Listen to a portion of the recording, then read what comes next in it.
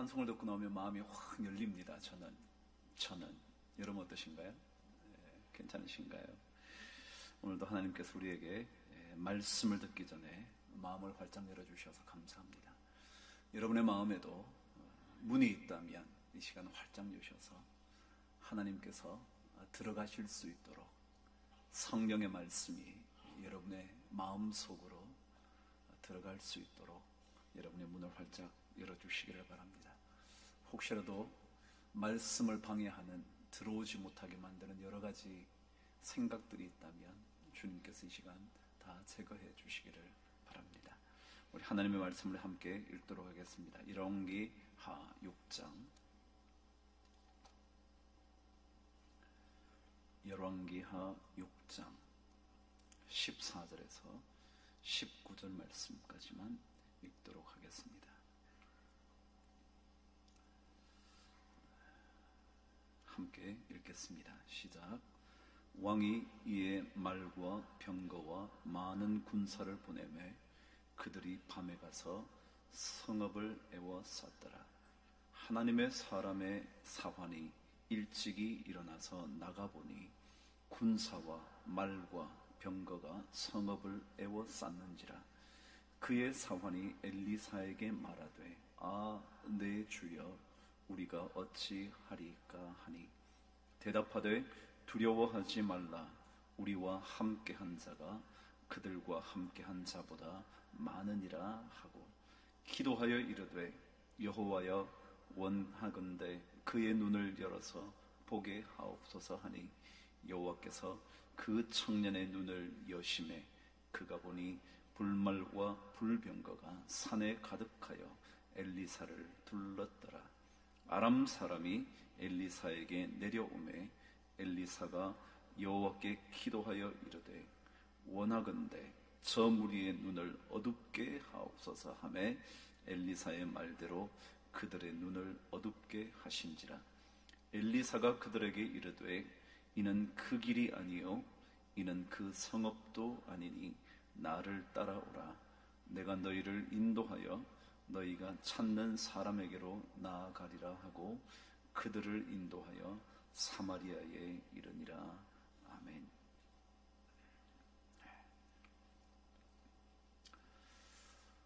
우리 삶에는 많은 일들이 벌어집니다. 그것을 사건이라고 말하죠. 사건은 언제나 발생합니다. 제가 원하든지 원하지 않든지 사건은 자꾸만 일어납니다. 막을 수가 없습니다. 소화가 잘 되지 않는 듯해 병원을 찾았더니 암이랍니다. 그런 일들이 벌어집니다. 결혼해서 사랑하며 살 줄 알았던 자녀들의 가정이 너무도 힘겨운 시간을 보내어 어쩔 줄 몰라 한답니다. 원하지 않는 일들이 자꾸만 일어납니다. 발생하는 거죠. 이것을 가리켜 우리는 불가항력적이다 그러죠. 내가 원하지 않는데 저항할 수 없을 만큼 강하게 찾아옵니다. 내가 막을 수만 있다면, 저항할 수만 있다면 그 일을 벌어지지 않게 만들 수 있을지 모르겠지만 그렇지 않은 일들이 자꾸만 일어납니다. 혹시라도 사건이 발생한다 하더라도 내가 해결할 수 있고 내가 정돈할 수 있을 적절한 양만큼만 일어나 준다면 그래도 괜찮을 텐데 전혀 그렇지 않게 사건은 자꾸만 일어납니다. 그럴 때 중요한 것은 사건을 어떻게 볼 거냐, 그게 중요합니다. 일어나지 않을 수 없는 일이라면, 아니 원하지 않아도 자꾸만 일어나는 일이라면 내가 그것을 어떻게 바라볼 거냐, 어떻게 해석할 거냐 라는 시각이 중요합니다. 옛부터 눈이 보배라 그랬습니다. 그러나 그 보배라는 말, 눈이 보배라는 말은 단순히 보는 것을 의미하는 것만은 아닐 겁니다. 어떻게 해석할 거냐, 그게 중요하다. 그것을 가리켜 우리는 시각의 중요성이라 그럽니다. 요즘 고전 읽기가 강조가 됩니다. 고전을 좀 읽어야 되는데 우리는 고전이 있다는 얘기만 듣죠. 미국의 시카고 대학이라는 대학이 있는데 그 대학은 지금 이미 100명 가까운 노벨상 수상자가 배출된 학교입니다. 탁월한 학교죠. 근데 그 학교가 그러한 길을 걸었던 일에는 중요한 사건 하나가 있었답니다. 그게 뭐냐면 5대 총장으로 등장한 한 사람이 그 대학생들에게 졸업하기 전까지 고전 100권을 읽어야만 졸업하게 만들었다는 겁니다. 고전을 100권. 단테의 신곡. 쉽게 말하면 그런 책들이요. 우리는 듣기만 했지 읽어보지 않은 책이요. 그 책을 100권을 읽어야만 졸업을 하게 했답니다. 그때부터 시카고 대학을 졸업한 수많은 졸업생들이 노벨상을 수상하기 시작했다고 말합니다.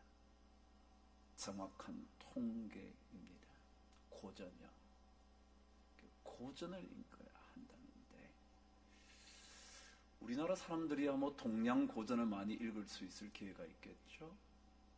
제가 동양 고전 한 얘기를 하죠. 장자라는 사람 들어보셨죠? 장자가 어느 날 누덕누덕한 옷을 입고 사무로 엮은 신발을 신고 위나라 왕을 만나러 갑니다. 왕을 만나러 가는데 마치 누더기 옷을 입고 교사무로 엮은 신발을 신었으니 얼마나 행색이 보잘것없었겠습니까? 그 왕이 얘기를 합니다. 아니 어찌 그대의 행색이 그렇게 초췌하단 말이요 라고 말을 합니다. 그래서 장자가 이렇게 대답을 했다네요. 이것은 초췌한 것이 아니라 가난한 것인 것뿐이지요. 가난할 뿐이지 초췌한 것은 아닙니다. 선비에게는 지켜야 할 도와 덕이 있는 법인데 그것을 실행하지 못하는 것이 초췌함이라고 말합니다. 제 모습은 단지 가난한 모습이라 말해야 옳습니다. 그랬답니다. 여러분 어떠세요? 언젠가 어떤 목사님이 그런 얘기를 하셨죠. 돈 많은 어떤 사람을 보며 자기 자식이 그랬대죠. 아빠 저 사람 참 잘 살지. 아버지가 말했대죠. 야 저건 잘 산다고 말하는 게 아니야. 돈이 많지. 그렇게 말해야 된다. 돈 많은 것과 잘 산다는 것은 다른 겁니다. 돈 많다고 다 잘 사는 거 아니거든요. 행색이 누추하다 그런 것은 가난하다는 돈이 없다는 것뿐이지 정말 그 인생이 초라하다는 것을 의미하지는 않는다는 겁니다. 시각이요. 어떻게 볼 거냐. 어쩔 수 없이 우리 인생에 일어나는 수많은 일들 열심히 노력했는데 사업이 잘 되지 않아 어려움을 겪어서 가난하게 살 수 있게 될지 모르지만 그런 일들이 일어나지만 사건은 자꾸 발생하지만 중요한 것은 그 사건을 어떻게 해석하느냐, 그 사건을 어떻게 볼 것이냐, 무엇을 보느냐가 아니라 어떻게 볼 거냐. 시각, 대응, 반응, 그것이 중요하다는 겁니다. 예수 믿는 사람들은 어쩔 수 없이 일어나는 사건에 대하여 어떻게 봐야 하는가? 정답은 믿음의 눈으로, 믿음의 시각으로 보아야 한다. 그런 얘기 하려고 그러는 겁니다. 상식이죠. 예수 믿는 사람에게 이 얘기는 상식이죠. 믿음의 눈으로 사건을 해석한다. 믿음의 눈으로 사건을 바라본다. 그게 우리 믿는 사람이 마땅히 해야 할 일이죠. 믿음의 눈으로 본다는 게 뭘까요? 믿음의 눈으로. 여러분과 제가 지난 시간에도 믿음의 값어치, 그것에 대해서 묵상을 했는데, 믿음의 눈으로 본다는 게 뭘까? 저는 에베소서 1장의 말씀을 한번 읽어보시면서 믿음의 눈 한번 생각해 볼 수 있게 되기를 바랍니다. 에베소서 1장 18절 19절 읽겠습니다. 제가 가지고 있는 성경 311면입니다. 제가 가지고 있는 성경이죠. 311면. 자, 18절 찾으셨나요? 311면, 신약 성경 311면, 에베소서 1장 18절 19절 저와 함께 읽겠습니다. 시작. 너희 마음의 눈을 밝히사 그의 부르심의 소망이 무엇이며 성도 안에서 그 기업의 영광의 풍성함이 무엇이며 그의 힘의 위력으로 역사하심을 따라 믿는 우리에게 베푸신 능력의 지극히 크심이 어떠한 것을 너희로 알게 하시기를 구하노라. 몇 번 제가 인용하는 말씀입니다. 우리 믿음의 눈으로 해석한다는 것이 어떤 뜻이냐면, 여러분과 제가 가지고 있는 믿음이 있다면, 믿음의 눈이 열린다면 어떻게 보아야 하느냐 하면, 무엇을 볼 수 있어야 되느냐 하면, 사건 속에서 하나님께서 어떤 능력으로 우리에게 저 문제를 해결하실까? 하나님의 능력이 얼마나 크신지, 지극히 크신데 그 지극히 크신 능력이 어떻게 역사하시는가? 그것을 볼 수 있어야 믿음의 눈이 열렸다 그런 겁니다.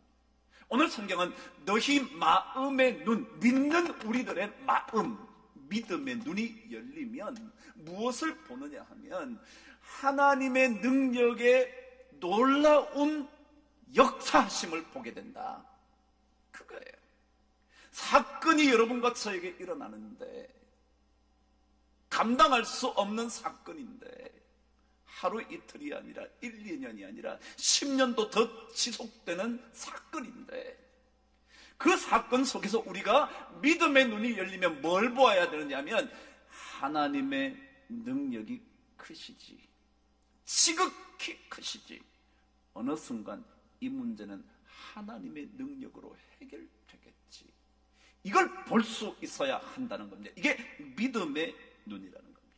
믿음의 눈이 열리면 하나님의 능력이 우리에게 얼마나 크신 것인지 볼 수 있게 된다는 겁니다. 그래서 믿음의 눈이라는 것은 하나님의 능력을 볼 수 있는 눈, 그런 겁니다.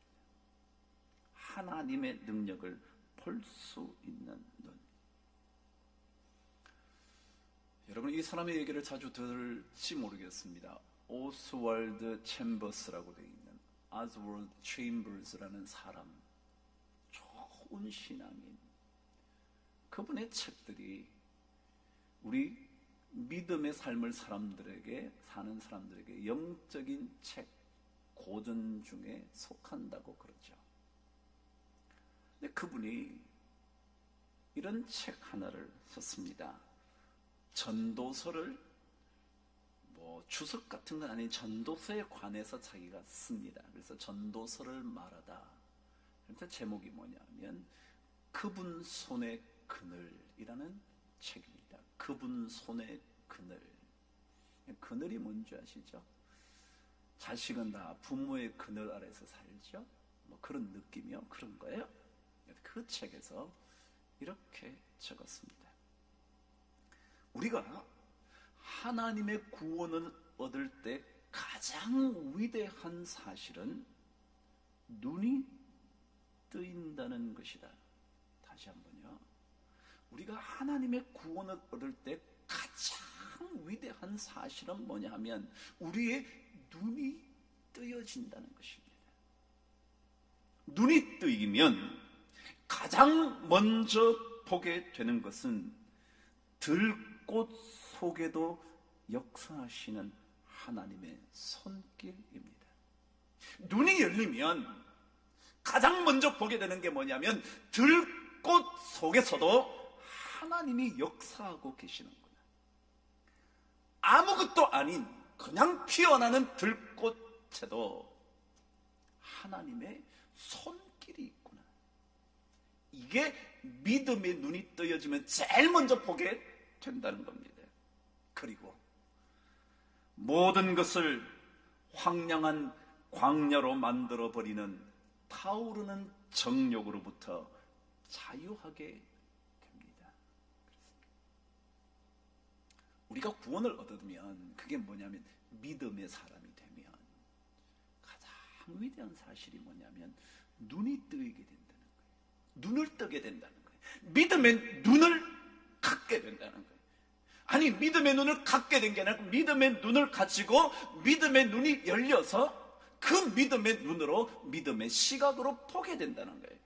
보잘것없는 들꽃 속에도 하나님의 역사하심, 나처럼 가장 소중하게 생각하는 존재 하나님의 자녀인 우리에게는 더더욱이 놀라운 하나님의 위대한 손길이 있다.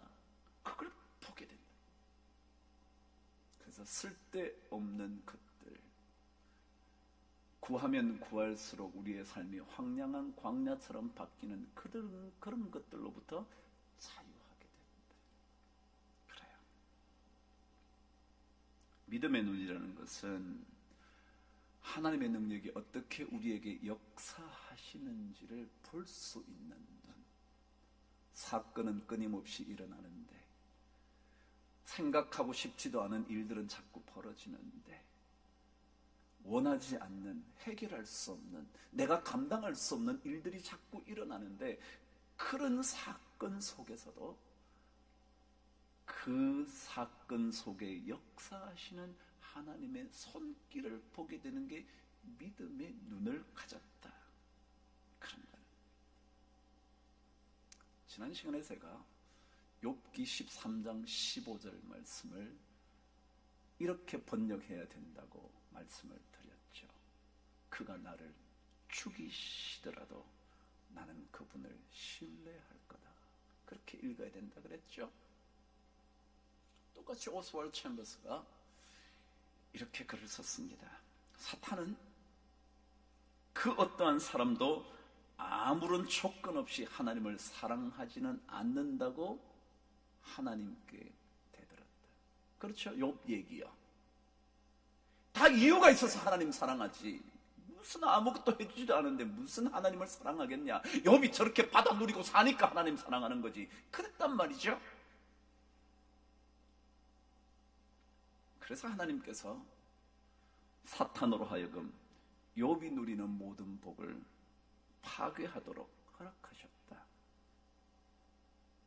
그런데 사탄이 하나님의 허락하에 욥이 받은 복을 마음껏 파괴하였지만 욥은 하나님을 저주하지 않았다.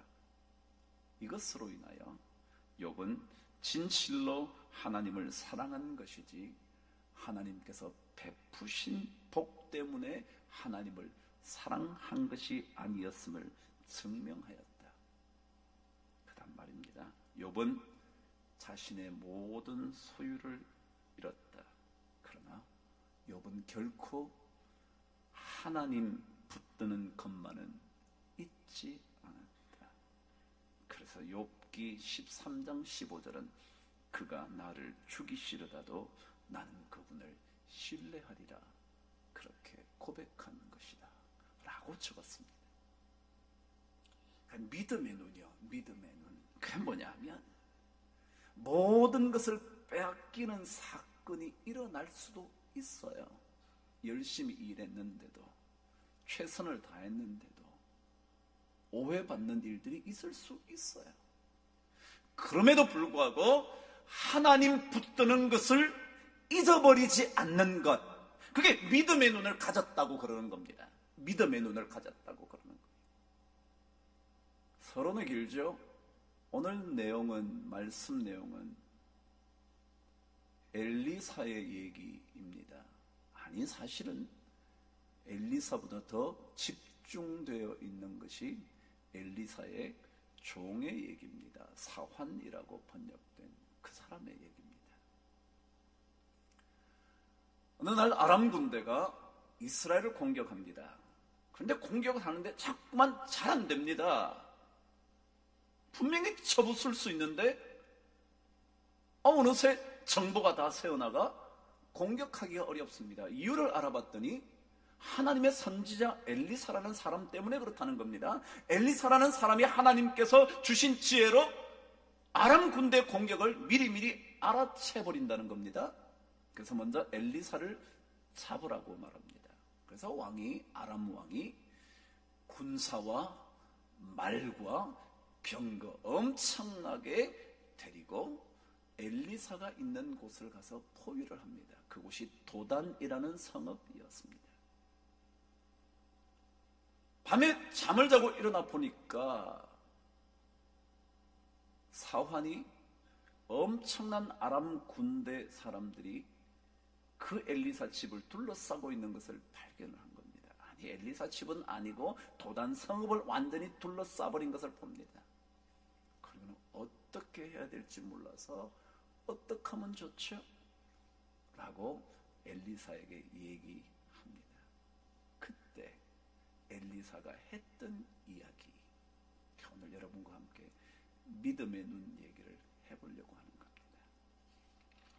자, 여러분, 먼저 믿음의 눈이 열리지 않으면, 왜 우리가 믿음의 눈을 강조하느냐 하면, 믿음이 있기는 하지만 믿음의 눈이 열리지 않으면 어떤 일들이 벌어지는가, 몇 가지 이야기만 한번 짧게 나눠보죠. 첫 번째, 15절 함께 읽어보겠습니다. 다시 열왕기 하러 가보시죠. 15절 시작.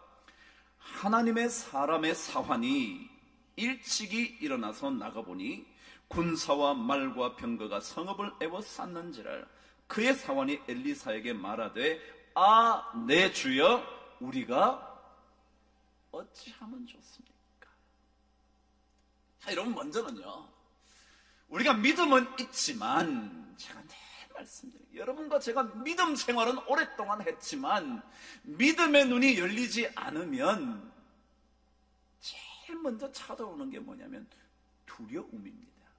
아, 내 주여, 어떻게 하면 좋습니까? 일들이 자꾸 벌어집니다. 여러분이 원하지도 않고 저도 원하지 않고 여러분 자식도 원하지 않는 일들이 자꾸 벌어집니다. 그때마다 믿음의 눈이 감기면 제일 먼저 찾아오는 게 두려움입니다. 어떻게 하면 좋지? 어떻게 하면 좋지?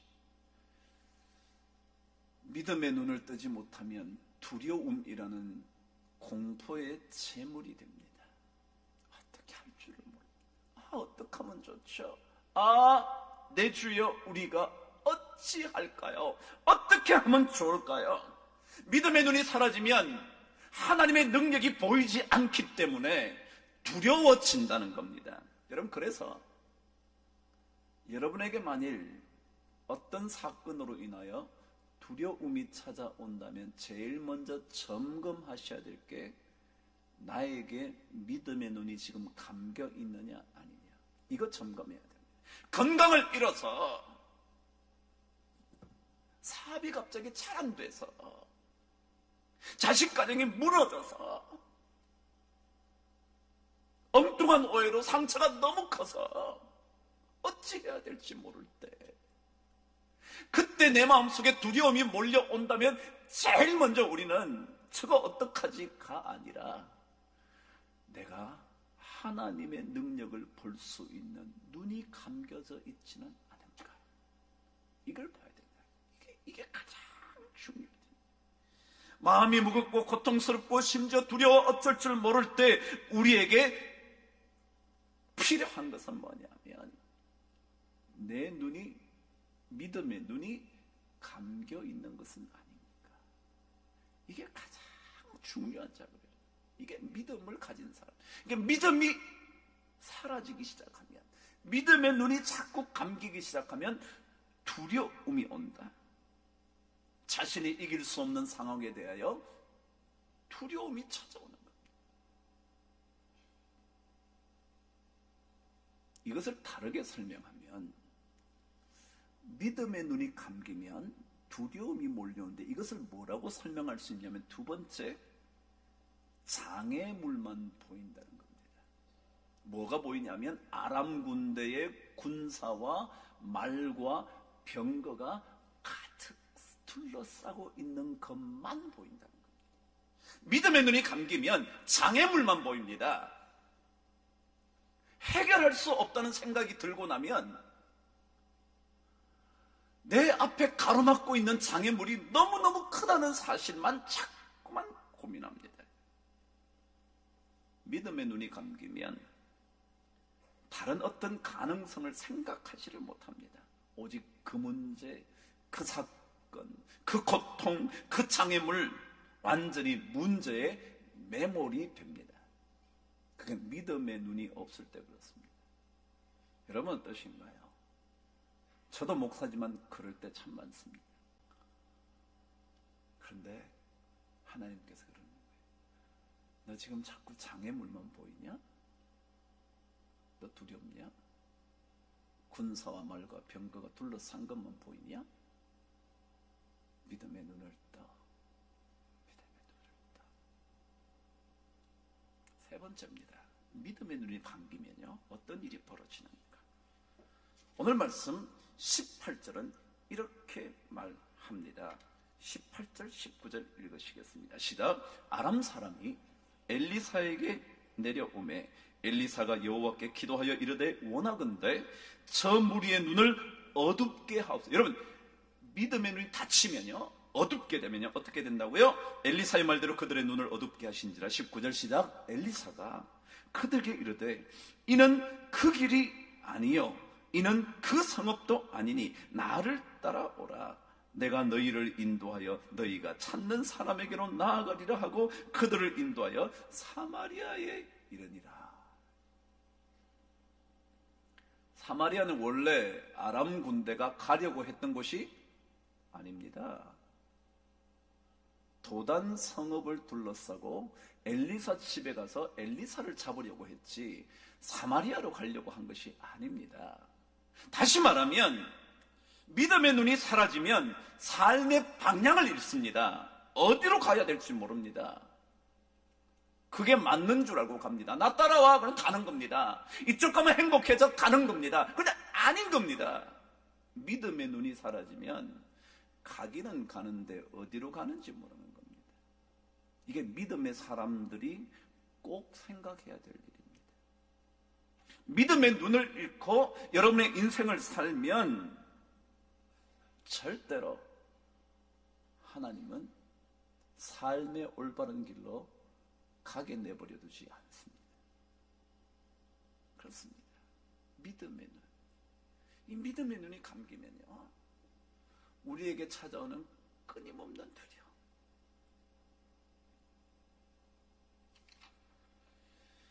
그래서 우리가 믿음의 눈을 떠야 되는 거죠. 믿음의 눈을 뜨면 이게 보이기 시작하거든요. 마치 오스왈드 챔버스가 얘기한 것처럼 하나님의 구원을 얻고 나면 가장 위대한 사실이 눈이 뜨인다는 건데, 눈이 뜨여지면 가장 먼저 보게 되는 것이 들꽃 같은 보잘것없는 것 속에서도 하나님의 손길이 있지 라는 걸 알게 된다 그랬는데, 눈을 뜨고 나면 오늘 성경은 이렇게 말합니다. 15절 저와 함께 다시 한번 읽겠습니다. 16절 읽겠습니다. 시작. 대답하되 두려워하지 말라. 우리와 함께한 자가 그들과 함께한 자보다 많으니라. 눈을 뜨고 나면, 드디어 믿음의 눈이 열리고 나면 언제나 우리와 함께한 자가 저들과 함께한 자보다 많다는 것을 알게 됩니다. 믿음의 눈이 감기면 저쪽이 더 강한 것 같습니다. 해결이 안 될 것 같습니다. 그래서 두렵습니다. 그래서 생각만 하면 머리가 깨질 것 같습니다. 그런데 믿음의 눈이 열리면 우리와 함께한 자가 저들과 함께한 자보다 많으니라. 이걸 알게 됩니다.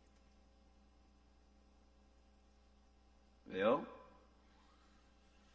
제가 말씀드렸잖아요. 에베소서 말씀대로 우리 마음의 눈이 열리면, 믿음의 눈이 열리면 그의 능력의 위대하심을 따라, 역사하심을 따라 그분의 능력이 얼마나 큰지를 알게 된다는 거죠.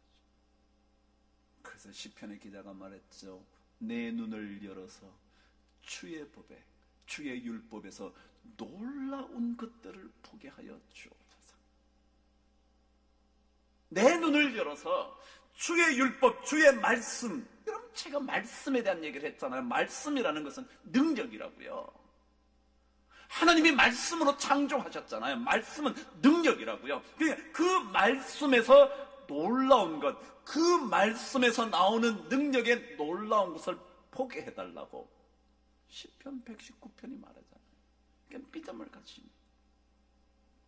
믿음의 눈을 뜨면 세상은 다르게 보이죠.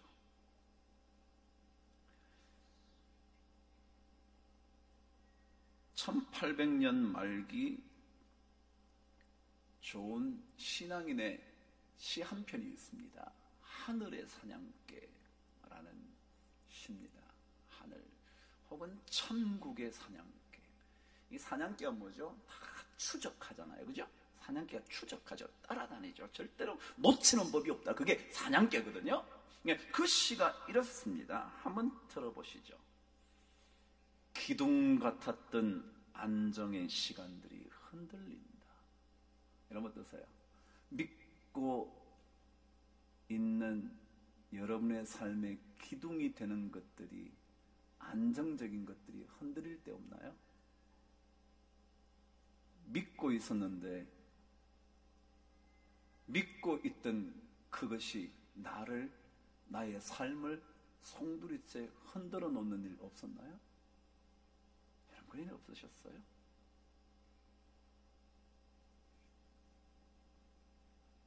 두 번째 식구는 이렇습니다. 삶이 너무 무거워 어두움이 번진다. 그래, 여러분과 제가 겪는 일 아닌가요? 삶이 너무 힘들어서, 견디기 어려워서 내 삶에 어두움이 가득히 퍼져가는 거예요. 이 어두움을 어떻게 물리칩니까? 오랜 세월 죄 가운데 서 있었구나. 그래요. 우리는 다 죄로 변해버릴 것, 그런 것 가운데 서서 살았던 거예요. 아무것도 아닌데 그것 붙잡고 그게 기둥인 줄 알고, 그게 내 삶에 안정을 줄 줄 알고 그렇게 살았던 거예요. 그런데 그 다음이 이렇습니다. 나의 암울한 세월 가운데 하나님의 손길의 그늘이 나를 위로하기 위해 펼쳐져 있다. 여러분, 하나님의 위로의 손길이 내 암울한 세월 속에 쫙 퍼져 있어요. 그늘처럼. 그래서 끊임없이 그러죠. 두려워하지 말라고. 내가 너와 함께 하겠다고. 내 오른팔로 너를 붙들겠다고. 네가 물 가운데 지날지라도 물이 너를 침몰치 못할 거라고. 네가 불 가운데 지날지라도 너를 사르지 못할 거라고. 불꽃이 여러분의 인생을 태우지 못할 거라고. 두려워하지 말라고. 믿음의 눈은 이렇게 말씀하시는 하나님을 볼 수 있는 겁니다. 내 암울한 인생의 세월 속에 하나님의 손길의 그늘이 나를 위로하기 위하여 펼쳐져 있다는 것을 보는 겁니다. 그래서 우리는 믿음의 눈을 떠야 합니다. 엘리야가 사환의 믿음 눈을 위하여 기도했던 것처럼, 주여 저 사람의 눈을 열어주셔서 보게 하여 주옵소서. 보았더니 엘리사를 둘러싼 불말과 불평거가 가득하다. 모르겠어요. 여러분 진짜 이런 게 보였는지 말았는지 는 모르겠는데, 그러나 한 가지 분명한 것은 이사야의 말씀, 이사야 43장의 그 말씀대로 하나님께서 우리에게 두려워하지 말라고 말씀하시면서 약속하신 그것들을 볼 수 있다면, 사도 바울이 기도한 것처럼 하나님의 능력의 위대하심을 우리가 볼 수 있다면, 엘리사를 둘러싼, 우리를 둘러싸고 있는 하나님의 손길, 하나님의 불별, 불말과 불평거를 볼 수 있다면, 그러면 믿음의 눈이 열려 있다는 것이고, 그리고 그 믿음의 눈이 열려 있으면 내가 감당할 수 없는 수많은 사건들이 일어난다고 해도 그래도 우리는 두려워하지 않을 수 있을 거다. 다윗의 이야기 시편을 읽으면 그가 고통스러워할 때마다 다시 찾은 하나님, 그 때문에 그는 안정을 느낍니다. 말씀을 잘 읽어보시면 하나님을 생각지 않고 막 문제가 많은 것들을 생각하면, 이 수렁, 죽음의 수렁, 이 사슬, 나를 쫓아오는 사냥꾼, 이것들만 생각하면 죽을 것 같은데, 하나님을 생각하면 그때부터 마치 마음이 안온해지는, 그게 기록되어 있습니다. 우리 다 연약한 사람입니다. 감당할 수 없는 일들이 나면 두려움이 몰려옵니다. 당연합니다. 그러나 그때 다시 하나님을 찾는 것, 욥처럼 그가 나를 죽이실지라도 나는 그분을 신뢰하리라.